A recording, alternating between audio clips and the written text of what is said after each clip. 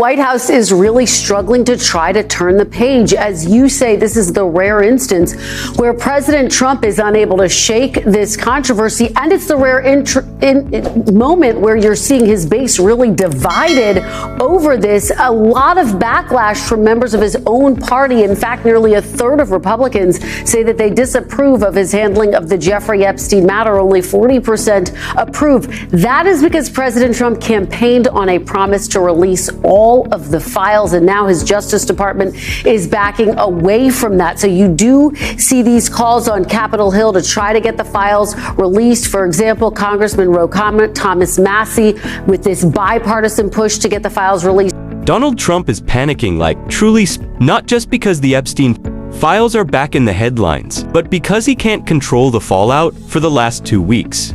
Trump's been practically yelling at MAGA loyalists to shut their mouths about Epstein, but here's the kicker. Not only are his diehard supporters ignoring him, his own staff won't fall in line either. And now we know why. The Wall Street Journal just dropped a bombshell. Trump was privately told in a hush-hush meeting with Pam Bondi that his name appears in the Epstein files. But that's not even the most damning part.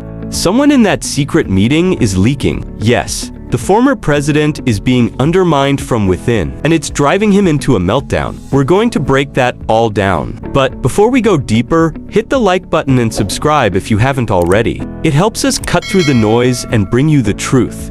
Now, back to it. Let's start with some breaking news from the Oversight Committee.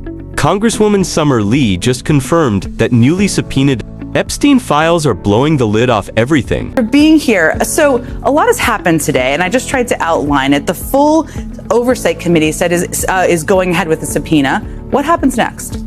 Well, next, after Comer signs it, right? He said it. He has to sign it. He signed the one for Maxwell within 24 hours. So he says that we expect it. Then the DOJ has to release those files to the federal law enforcement ranking subcommittee, to the minority and majority, and we go from there. But right now, what we asked for were the unredacted, complete files. Aside from the First Amendment, there were other amendments to, try to change the language, to try to give the DOJ a little bit of wiggle room. That failed. They have to give us the complete unredacted files.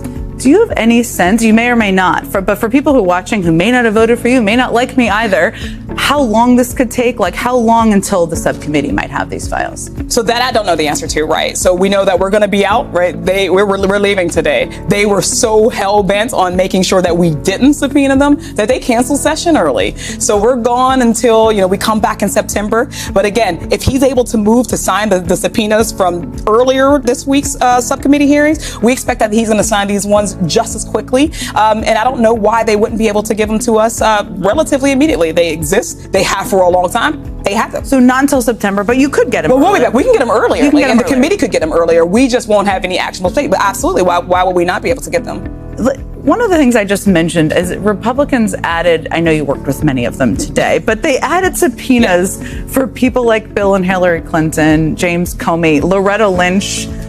What do you think that tells us? What is that all about? We know what it is, right? They are desperate for this narrative that Democrats are trying to protect their own and we're trying to protect our own, but that's what they misunderstand about us, right? At the end of the day, if someone has participated in child sex trafficking, I don't care if they're a prince or a president or if they're anybody in between, they should be held accountable. Democrats aren't saying that, oh, well, we're afraid of who might be on it. No.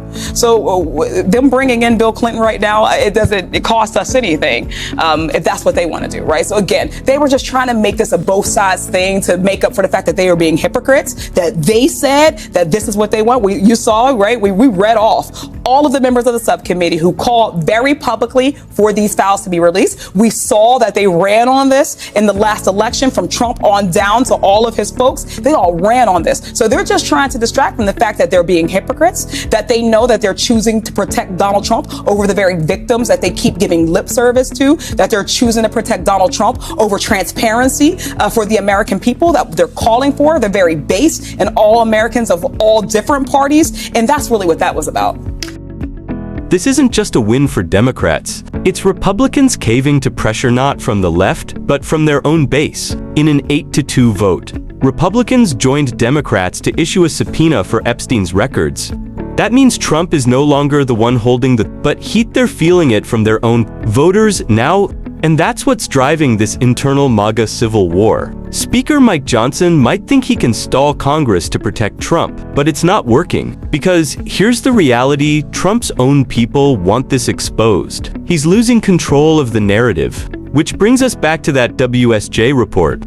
Desperate Trump cracks down on his own team, talking about Epstein as crisis spirals. Donald Trump is hoping the outrage surrounding the Jeffrey Epstein files will eventually blow over if his administration just stops talking about it. According to a report, in a shift from the usual strategy of publicly defending Trump at all costs, the White House officials have reportedly implemented a gag order on the administration discussing Epstein without high-level vetting.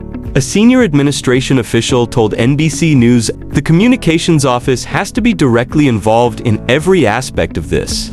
The official said, "Every I must be dotted. Every T must be crossed through this."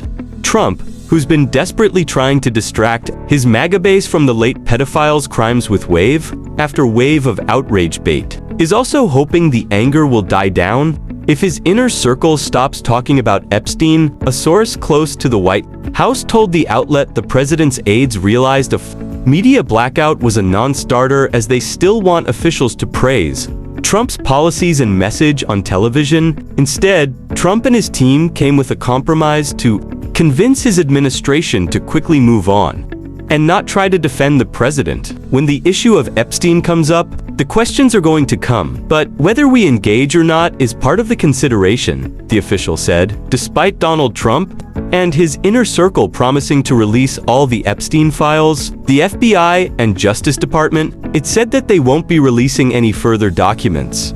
A concern Trump has already tried and failed to convince his supporters to move on from Epstein, even issuing a rare attack on his own supporters, claiming that they bought into a BS conspiracy hook, line, and sinker.